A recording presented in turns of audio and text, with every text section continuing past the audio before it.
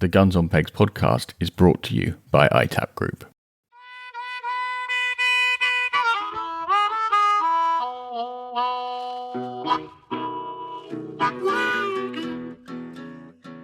Hello and welcome back to the Guns on Pegs podcast. My name's George Brown and as usual I'm joined by Chris Horn. And we are delighted to be joined again by John Henderson. Welcome back, John.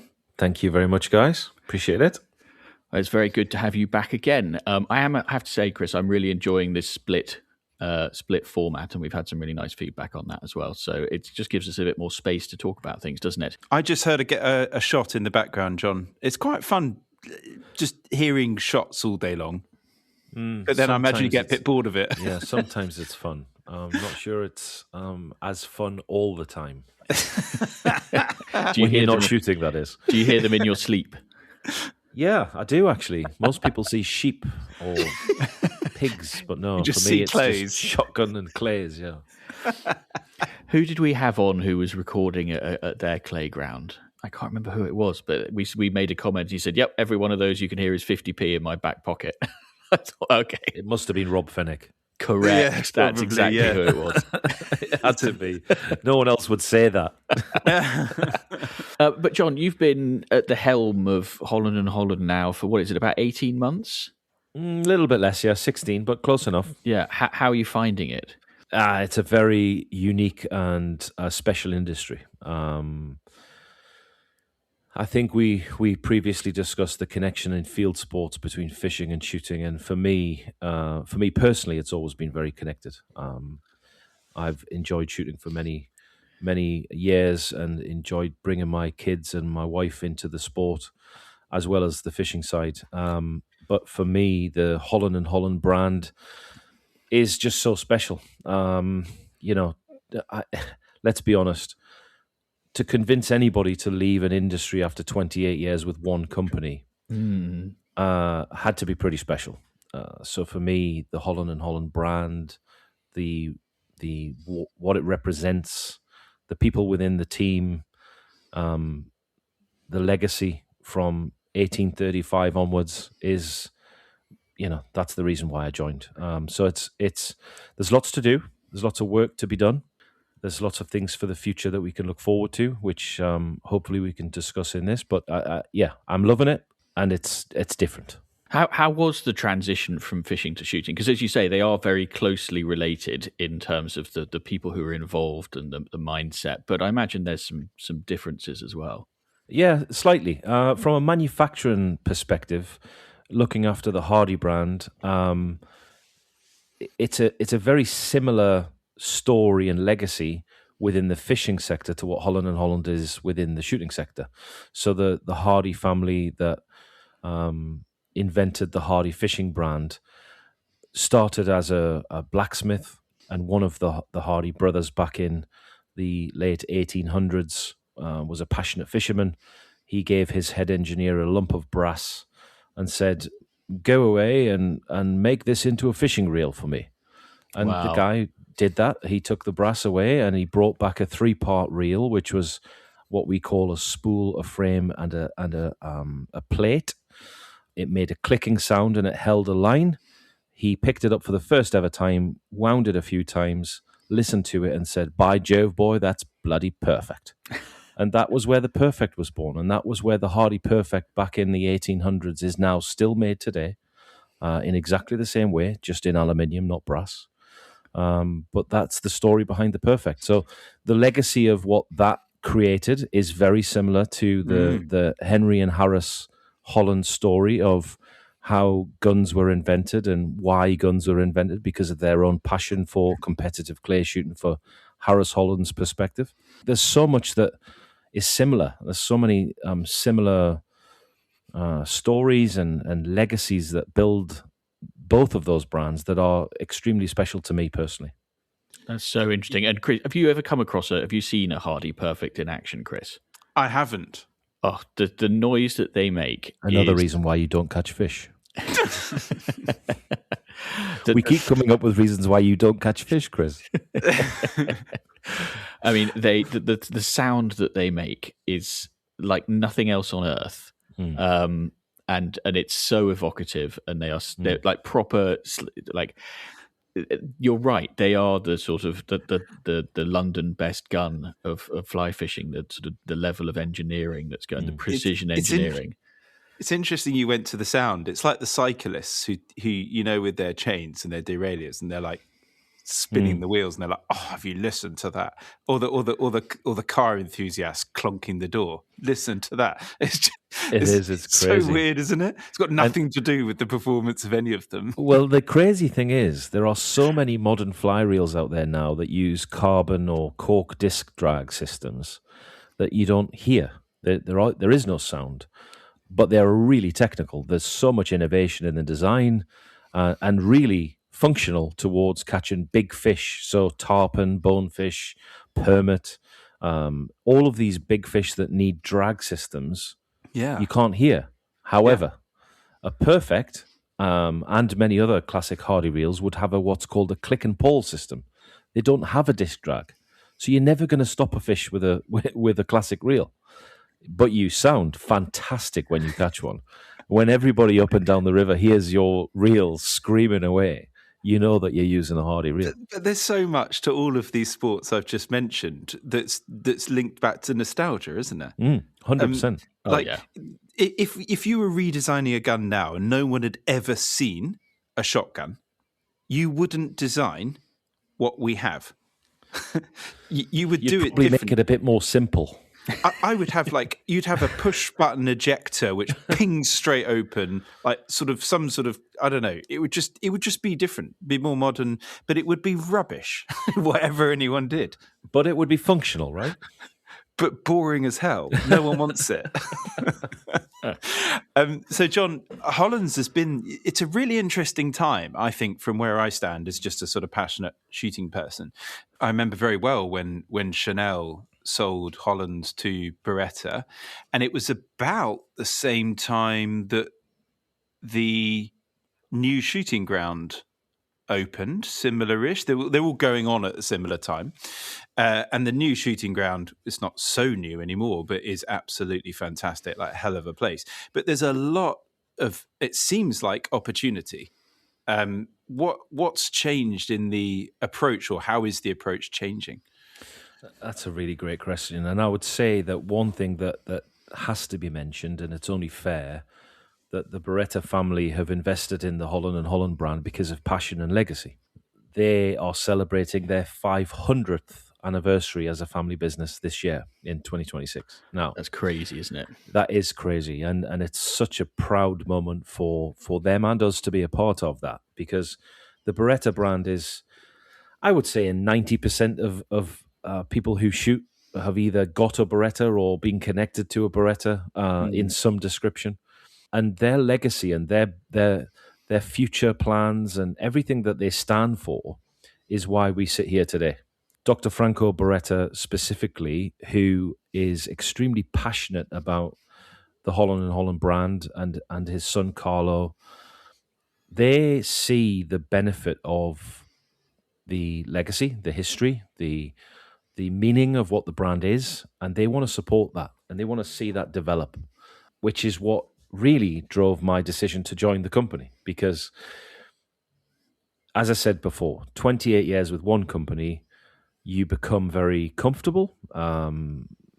You become knowledgeable, but when you're comfortable in a role or a company, it's very difficult to think that what's the next step for your journey or your career. And for me, being a mad, passionate field sports enthusiast and knowing about the brand Holland Holland and what it stands for was only one part of that journey.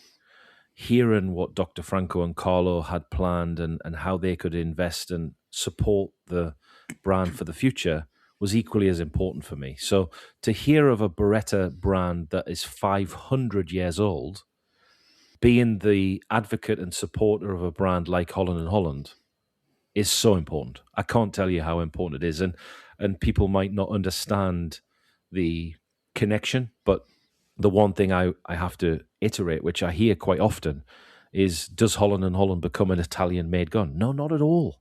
Not at all. What they want is to become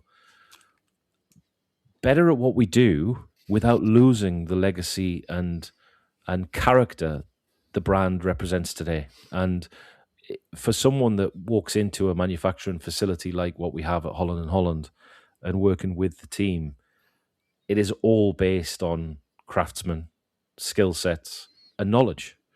And every single part that goes into a Holland Holland Royal is handmade.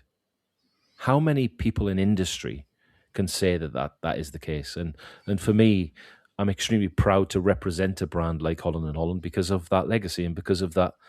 We call it innovative heritage because we're still being innovative. We're still looking at ways that we can take the industry forward. We've just launched a TMR, a takedown magazine rifle that has a carbon fiber chassis that sits within the stock that becomes more accurate because you're taking the rifle apart every time to travel with it than any other material in the world. That's innovation. But when you look at the rifle, it's truly unique and legacy related because it looks like a Holland Holland. That's so cool. So Frank, our colleague, who you obviously know very well, went to Beretta out in Italy recently for the celebrations they were doing, and he's been telling us some stories since he got back. And I was quite blown away, actually, by a load of the development that's going on there. Things like their use of AI and stuff, which in the world of gun making, you're thinking, instantly, where are those opportunities? And just the way that they've sort of approached all of the innovation across Beretta. With what you've just said, I'm fascinated to hear that. But I can absolutely see how it's clearly an awesome brand to have behind the name of Holland Holland. Yeah, I mean that is the way that I would summarize this. Sorry, is the importance of having someone like the Beretta family, Dr. Franco, Carlo, Dr. Pietro, behind a brand like Holland Holland gives us a platform to build on that we would probably not have otherwise. The innovation point's a really interesting one because we tend to think of the big names of London gun making as being, as it were, traditional gun makers and sort of doing things the way they've always been done. But we forget that the reason that they exist now is because 130 years ago they were innovating. They were putting in patents and finding new ways of doing things. So the self openers and all this sort of stuff. We think of what you guys do as being the epitome of old school gun making, but at the same time they've always been at the forefront of finding out what you can do next.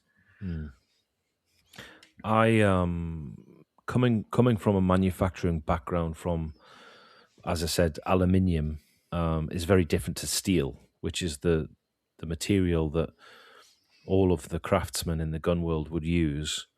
I was really intrigued by how does that work? What is the process and how does that come together from a mechanism that is so important when you think about a gun.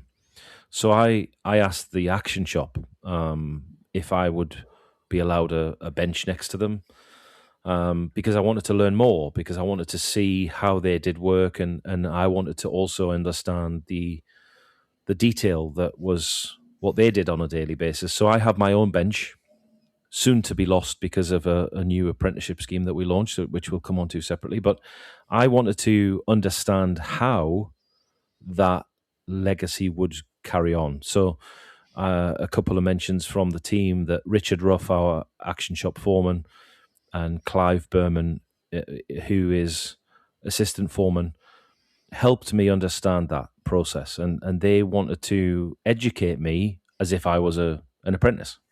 So I had a vise, I put my apron on, and I had a bit of steel. And I'm actually still in the middle of this, by the way, so where it's not a quick process, but I'm filing a piece of steel to a certain size and measurement and expectation from Richard Ruff's perspective to make a pin hammer. And when I mean a pin hammer, I mean an actual hammer that uses for pins, not a part for a gun, but an actual head of a hammer. Wow. And I can't tell you how much that's taught me about this industry, because the importance of the tolerances and the unique nature of how a gun is made, I would never know unless it was for that. So these guys are, I think, combined, I want to say 50 years of experience between two of them, are helping me understand that by giving me a chance to make a pin hammer. That's fantastic. cool. Is it quite I imagine that in your day-to-day work, you spend quite a lot of time tied to desks or in meetings. So is it quite a nice break from all of that to spend some time at the bench? It is, and I have to be honest, I haven't done as much recently as what I should have done because of other priorities that have come in to my own time schedule. But I think when I do it, I feel the reward of building a better understanding of the brand and the manufacturing process, because I probably only spend 30 minutes to an hour at a time doing it. But my God, in fact, let me say it a different way. I've now been lucky enough to introduce clients and friends and industry relationships to factory tours and what we do. And every single one of those have walked away with the same response of, wow, I didn't realize how these guns were made, and simply wow. And that is why I'm spending the time at the bench, to fully understand the nature of all of the work that goes into making a gun that represents a lot of value and a lot of bespoke nature to a client, that when they see that happen, they understand the cost is justified. This episode of the Guns on Pegs podcast is sponsored by Browning X Bolt 2, a bolt-action rifle that combines technical prowess, adjustability, and ergonomics so you can live out your passion. The Browning X Bolt 2 allows you to choose from 4 barrel types and 4 different stock options. UK listeners will likely love the Nordic barrel, which is specially designed to accommodate a moderator, while the Veritech stock option, which features 4 internal spacers, a 32mm inflex pad for effective recoil absorption, an adjustable cheek piece for fast target acquisition, and interchangeable pistol grips, means you can set the gun up perfectly to match your shooting style. Basically means you can't miss. I mean, I beg to differ. I can always find a way to miss. I think this is therefore for someone like you. It gives you the best chance, doesn't it, George? Yeah, and I need all the help I can get, especially when it comes to rifle shooting. But if you'd like to find out more about the Browning X Bolt 2, just visit browning.eu.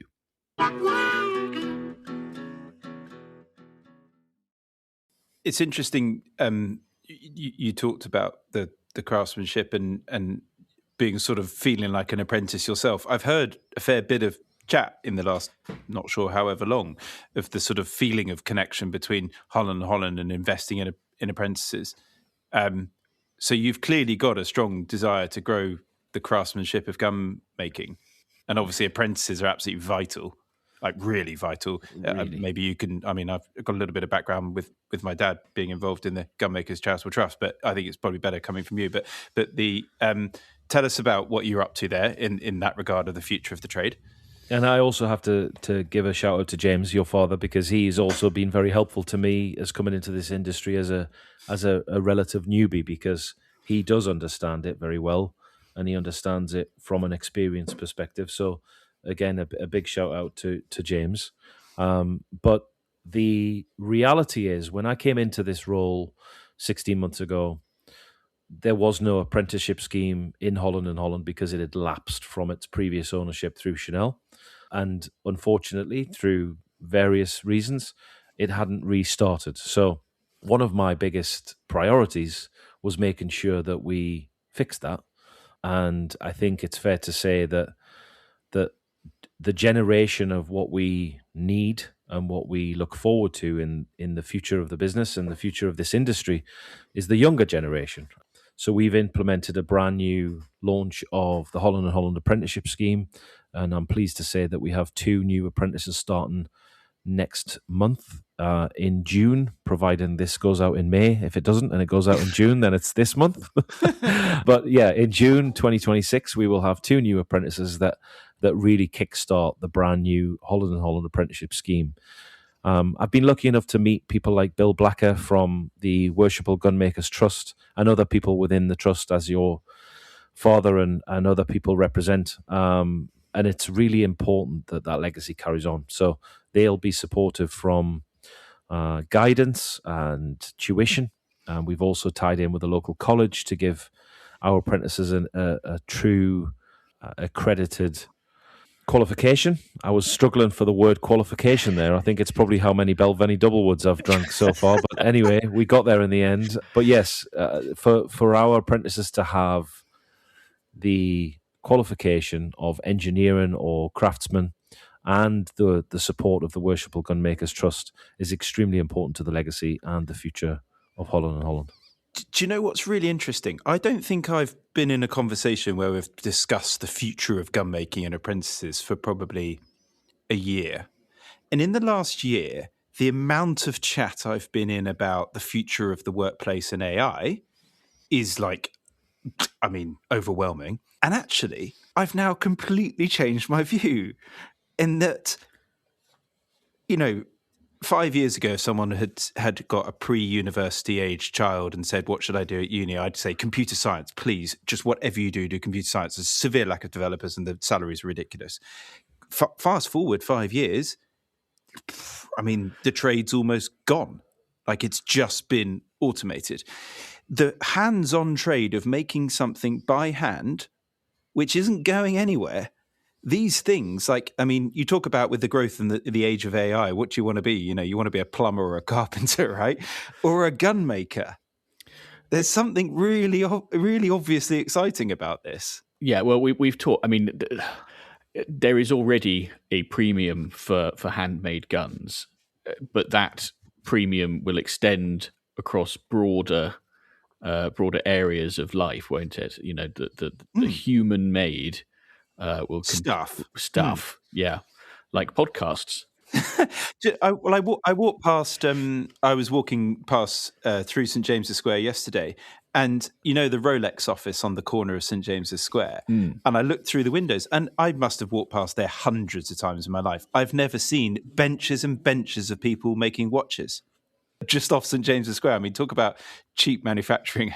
Is that your order? Is that your recent order that you've just put in, Chris? 150 of them, yeah.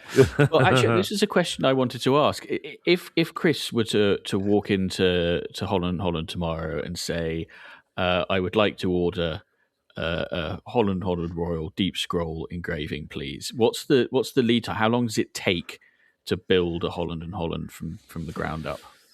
Yeah, that is a really good question. And because you can imagine, because of such a bespoke, natural process, it varies greatly, mainly because of the engraving spec that comes with the gun, because of everything being so unique and specific to that one client.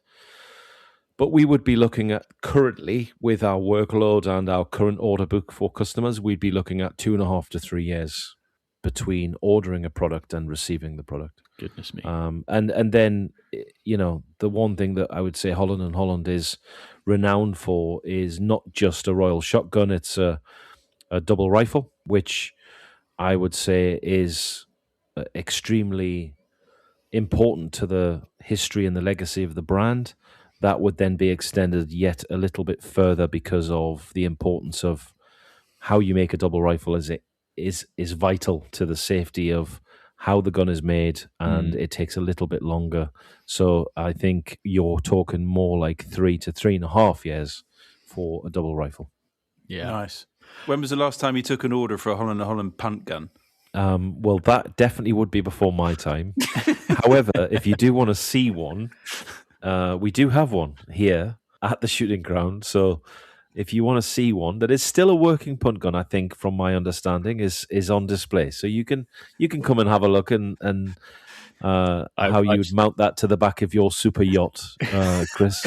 George, I think I've seen it. It's an absolute monster. Is it the one that used to be downstairs? It is still downstairs. Yeah, it's still downstairs. Yeah. It is a monster. I think that's the new definition of making it. Ordering a Holland Holland punt gun.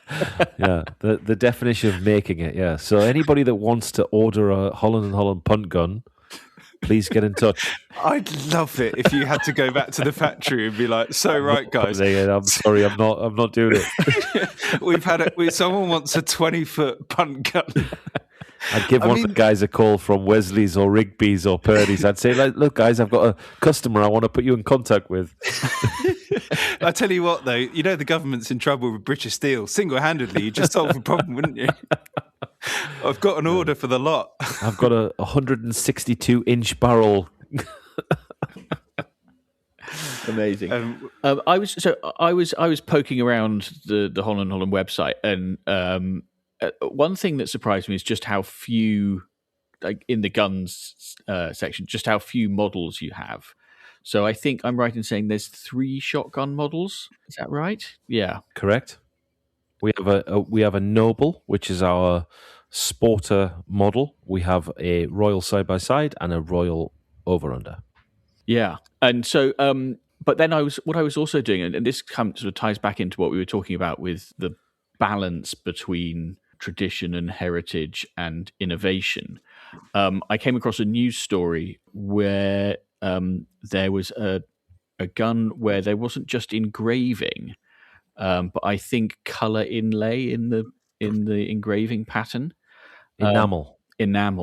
There we go. I mean, it's really quite striking. That is an acquired taste, isn't it? No, listen, it's not my acquired taste, I've got to be honest. However, what I would say is the customer's expectation, the customer's experience, the customer journey is paramount to what we do. And if a customer wants enamel, if a customer wants a certain engraving, that's what we will deliver. So, yes, unique, I would say. Not my personal cup of tea. However, there aren't many of them. I'll bet there's not. Yeah. It is. I think it's quite cool, actually. I think, yeah. I mean, look, if you take it out the gun slip on a shoot date, people are going to ask questions. I'm just trying to think through the type of character that's got to pull that off. Chris, I could see you using one of those. I think you got I could see you using that gun. I could see you using that gun. I looked, the first time I saw a picture of it, I just thought George. I mean, it just screams George. Would you not have George is way more traditional than I'm sorry. I'm really sorry. I'm lucky enough to shoot with both of you now, and George is the most traditional game shooter that I would ever come across. So, Chris, it's yours all day long. I think loading from the pocket is about as traditional as you can get. I don't think a monkey loader is that traditional, and that's what George uses. Well, yeah, I'd have the Order of the Garter's insignia in enamel on the underside of the action. That's what I'd have. I'm really wondering whether I'm ever going to be invited back to this podcast after what we've just been discussing. But I would say, from sharing a day with both of you, George is by far the most traditional, expected guest stroke gunmate that I would say that I've ever come across. And he shoots very well, by the way. Chris? One of the nicest things anybody's ever said to me. Listen, I watched George shoot some birds that were extremely good. Old Long Mountain. You didn't. I did. I was on his left-hand side on one drive, and I tell you what, he pulled down a couple of pheasants that either had a heart attack or he shot them. And George, you know when you send the pod kit out to John, did you put cash in it? Oh, yeah. Just a little note. Loads of cash. Along with an order for an enamel OU with the Order of the Garter's insignia. I'm kidding. You both shot very well. Yeah, well, yeah, it's true. Chris shot very well that day. My dog picked up well. That's all true. My dog had its best retrieve of the season. That was the highlight of that. That's why day dogs are there when you don't quite finish the job perfectly. The dog has to finish it for you. I was actually clearing up somewhere near your peg, to be honest. But don't worry. I think that was when Mike was shooting. But it's interesting, you talk about, it's what the customer wanted. Is there such a thing as a typical Holland and Holland customer? And going back to this tradition heritage thing, and the handmade nature of Holland and Holland guns, is that the principal appeal? Is that what people are buying? Well, I think the first question was, is there a typical customer? I'd say no is the answer to that. I think there are so many variables from global cultures and regions that everybody is different and their desires are different. We have built guns that are so specific to a customer's needs versus a traditional Royal Scroll that the variables are clear to be seen. I think the reality of what the Holland and Holland product or brand represents is unique in its heritage, in what it represents. But I don't think there is any one typical customer that you could put in a pigeonhole, if you like, that would be, that's what they're going to order. You never really know what they're going to order. The catalogue of options that we have available are endless. I mean, they are truly endless. So I think giving someone an option to come to Holland and Holland or come back to Holland and Holland is one of the reasons for that, is because of the bespoke, unique option that is available. It's not an off-the-shelf product. It's not something that you're going to see every day. It's something that is completely unique. And I think clients of a certain wealth want that. They want something that gives them an experience through the journey of what they're purchasing and why they're spending a lot of money on it. They want to feel like they've enjoyed that journey. And one of my priorities now as coming into Holland and Holland is making sure that that is one of the priorities that we offer, that is giving a customer an experience, a true memory of when they buy or make a commitment to our brand, we make a commitment to them and give them the best experience possible. Mm. And this may sound like a bit of a weird question. Do you get the feeling that most people are using them? It's not just bling that goes bang, that these are serious shooting people. I would say, personally, I have not come across one order that we have made since I've been here that have been to look at. They have all been made to use. Now, coming back to my original point, we're not just making shotguns. So for those that don't understand conservation or the world, it's not just about pheasants and partridge or duck. It's dangerous game in Africa, but conservation for that region is just as important. I learned something recently, and I'm going to say, please forgive me if I'm wrong for the facts, but I'm going to go as a close as I can get, that Kenya or somewhere like Kenya in Africa in 1935 had a population of 300,000 African elephants, and they banned hunting. And now their population is extremely slim. They only have 35,000. Yeah. However, at the same time as Kenya banned hunting, I want to say Botswana introduced hunting. And conservation in hunting is making sure you manage illegal poaching, illegal hunting in general. And they've gone from a 25,000 population to a 250,000 population. That one stat or fact alone gives you the importance of what conservation does. Our company representation for double rifles, whether that be a 500 Nitro Express, a 577, a 600, a 700, which is the biggest hunting rifle made in the world, which we currently have in build as we speak for a client in America, is extremely important to the conservation side of what we talk about. So it's not just about having a gun that shoots things, it's having a gun that supports conservation. And I think that's extremely important of what we need to talk about and understand. Understand as being the critical point that I want to make. That African conservation argument, I feel like it's getting more airtime recently. I think people are more, it feels to me like people are more ready to listen to it because it is just so black and white. The moment you put a value on something, you people look after it, and that is what hunting in Africa does, and that's what is just so interesting about it. What sort of ratio do you sell of rifles to shotguns in terms of the orders that you ship each year? It varies from year to year. I'd say that the Royal OU and side-by-side is still by far our biggest category. And more recently, I'd say OU is more popular than side-by-side. Okay. Although George would probably argue, but I would say OU is definitely becoming a more popular style of shooting. I would then say that it would be a bolt rifle, or in our case, a takedown magazine rifle, and then a double rifle would then follow. And the reason why double rifle would be the latter is purely because of how unique that side of manufacturing and sport is. Not everybody needs a 500 or a 600 or a 700 Nitro Express double rifle. Incidentally, this morning, one of our factory team were here at the shooting grounds regulating a 5.77 double rifle for a client for its first regulation shoot, and the client asked me personally to film that process, and it was crazy. Honestly, I mean it's such a unique product and special product that means so much to that client. They might never shoot more than 10 rounds through that gun.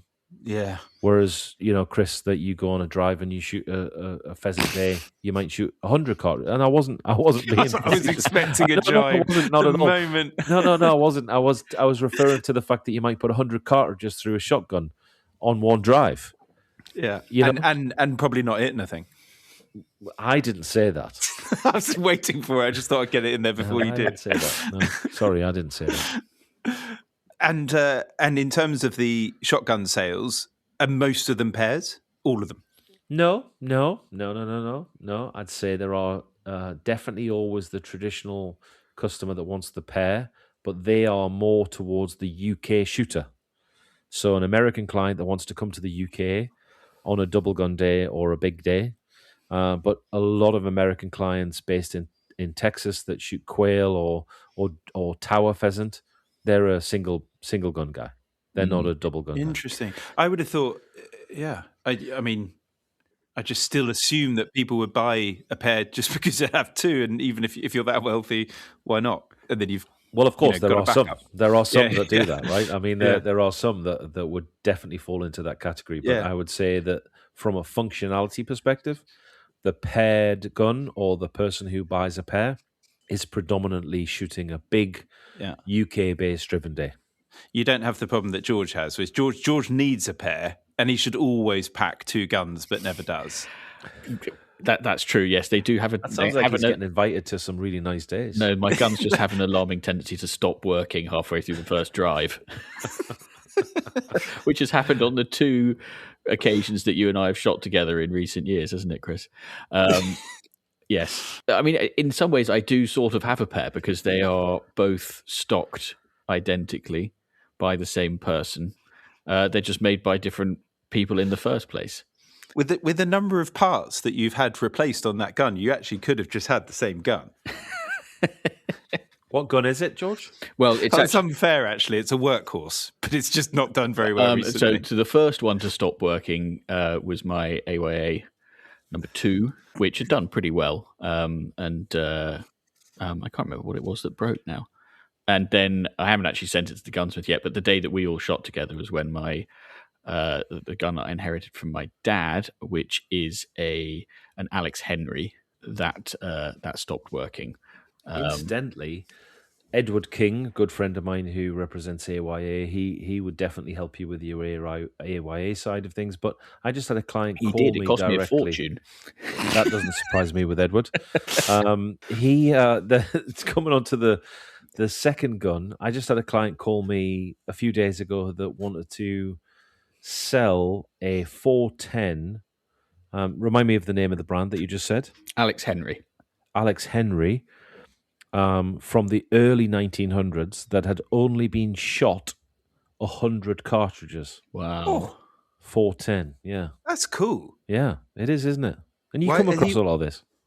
I mean, it's a bit out my remit in that you end up seeing it in Holtz auctions and stuff because it's different. Something like that would get airtime, and on social media and stuff, wouldn't it? So they tried to sell it to you, They wanted us to consign the gun, so they wanted us to sell it on their behalf. right? It's probably worth a bit, that. I don't know the value. I'm not, unfortunately, I'm not an expert from that side of things, but I'm sure it's for the right person. Very valuable from Yeah. a gun of that era. Yeah. So for sure. winding forward 100 years, the Overfinch partnership that's been going for quite a while. I remember one of the first adverts we had on Guns on Pegs was the first Holland Holland Range Rover Wow. back in 2008, Okay. I think. It was so cool. We put the advert up with the cover over it, and it was being announced soon. And then we kept it like that when it got announced, and you had to click on the ad to reveal, and everyone wanted to see what the Holland Holland Range Rover was like. I think it made it onto Top Gear, didn't it? And it had the engraved door handles. Mm-hmm. Such a Sounds cool very move. similar to our most recent. I was about to say, so you've kept that going. Tell us about the Range Rover. I'd say reignited. We have reignited the relationship with Overfinch because I think with a brand like Overfinch and a brand like Holland Holland, it's all about the collaboration and the connection to the client and to the story. So for us, the Overfinch collaboration was extremely important because of the legacy, because of the history, but also because of what we represent today.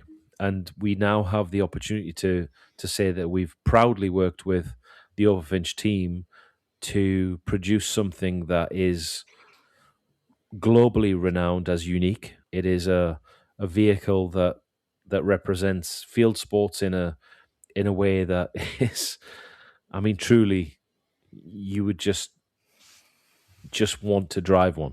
You want to own one. We're only making 25 limited edition. The car is specced with Holland Holland walnut, Holland Holland engraving, the colour palettes of British Racing Green, the gun box in the boot that represents field sports, the accessories that go with that, the luxury. Everything I could tell you about this vehicle is special. Mm-hmm. And I think I'm kind of hoping that I'm not far away, that as we sit here right now, we've sold around about 20 of the 25 that are being made. So only 5 now globally available from that limited edition run. So what was always said about that original tie-in was that the guns in the back were worth more than the vehicle. Is that still the case? I think it's very close to being on par. One gun? No, a pair. So if you have a pair, because the gun box is made as a pair. So if you have a pair of guns in the back of the car, they are going to be quite close to the value of the car. Ouch. Yeah. I mean, Chris, you're pretending like you don't know about this. I'm pretty sure you've got one of those 20 on order. To be honest, if it's got the 2 really comfortable seats you get in the long wheelbase Range Rover, Yep, that is correct. with the fridge in the middle. Yep.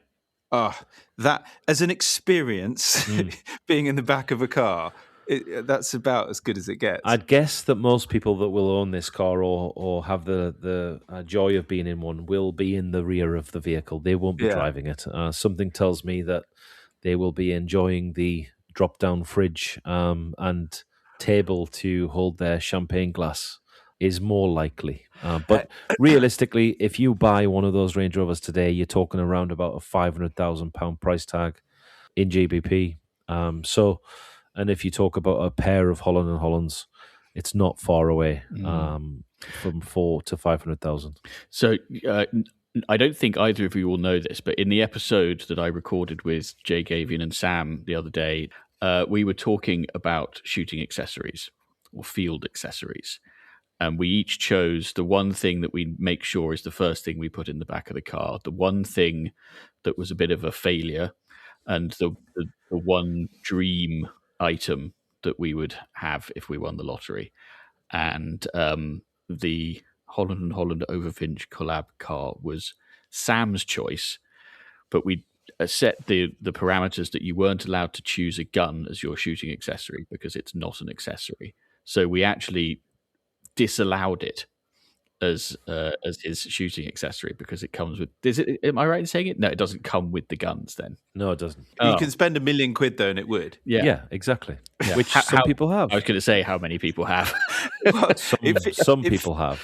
It feels, yeah. If you're in that market, I feel go on, very go for it. disappointed that you disallowed Sam's choice. Well, I owe both you and Sam an apology. Yeah, I think that should have been allowed. Just on that point, though, if you do buy one of those Range Rovers and you put your pair of silver pigeons in the boot, you've got. Chris, let me be very clear.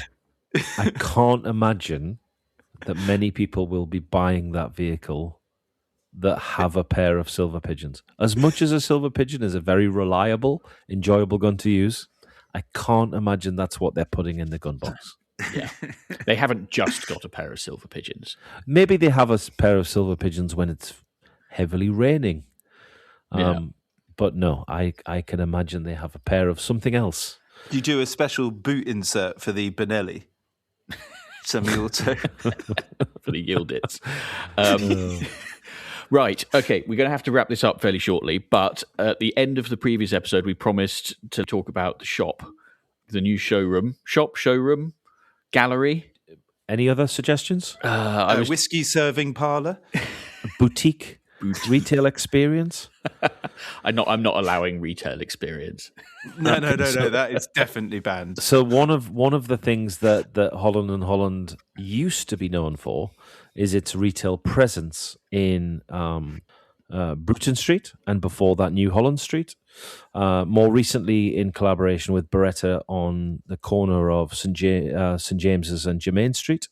But more recently, I was lucky enough and thankful that we secured the new location on St. James's, which will be a 2-story building. One which will be our retail boutique store for our clothing accessories, and our gun room on the lower ground floor. So we will have a brand new location that represents a flagship for Holland and Holland that I think just kind of bolsters our future drive and our desire to help grow the business and drive the business forward by having its own flagship store. So I think I'm really excited. I can't wait to see in late August, early September, a new Holland and Holland flagship location, which Chris touched on earlier, that we have our vinyls on the windows as the work carries out currently. But it is a truly great location. You know, a nod to William Evans that have been there for a long time. Another London gunmaker. I now another know London. exactly where it is. Yes. Okay, there you go. So they decided to remove their presence from London, and it gave us an opportunity, slightly selfishly, to take that responsibility into St. James's Street. And I jumped at the chance, and I think helps us greatly to help promote and drive our brand to a great audience. That's fantastic. So opening August, September, you said? Yeah. In an ideal world, it would be the 12th of August. But now that I've just been invited to a different event on the 12th of August, it will either be later than that or potentially September. You probably want to do September for when everyone's about, don't you? September's more realistic, if I'm honest, with how much work we're putting into it. So September is our current goal. So mid September is our. We obviously want to make a bit of a splash within the shooting season, the UK based shooting season. So we will be putting together a suggested launch plan, which will be mid September. Nice, fantastic. Well, John, the way that we finish these pods is with the segment that we call Desert Island Shooting. The scenario is this: the extinction level event asteroid is going to hit tomorrow. However, your affairs are in order. Your loved ones and enemies have been reconciled. Your dogs are fed and your tomatoes have been watered. So your last day shooting and on this planet ever begins how? Wow. I would want my son by my side. I'd want my wife and my daughter by my side. They've been part of my field sports journey, so they should be part of my ideal day. So my wife and daughter would be working my Labrador, fox red Labrador called Goose. My son would be either sharing a peg or loading for me. I would invite some very special guests along with me, some of which who I've known for a long time and shot with for a long time. Names, if you want them, is my relation Andy Murray, who is not the tennis player Andy Murray. He was a gillie on the Tweed for many years. A friend of mine called Steve Butters, who is just a character in himself. He's not the best shot in the world, and he would tell you that, but he loves shooting and he loves being part of a team, and he is a great advocate of the sport. And then I think I would invite some people that I've never met, because what I believe is truly inspirational from shooting is meeting people that you've never met. Here. I shoot with people, and I have to be honest, you two guys are an example of that, where we shot together in Old Long Mountain last year. I'd never really met you beforehand, but it was probably one of my most enjoyable days shooting that I've ever had. And if that doesn't give you the camaraderie aspect of what this sport is, then I don't know what does. Completely agree. So with your team of old friends, family, and new friends, where are you going? I think a good old Devonshire high tall pheasant shoot is for me.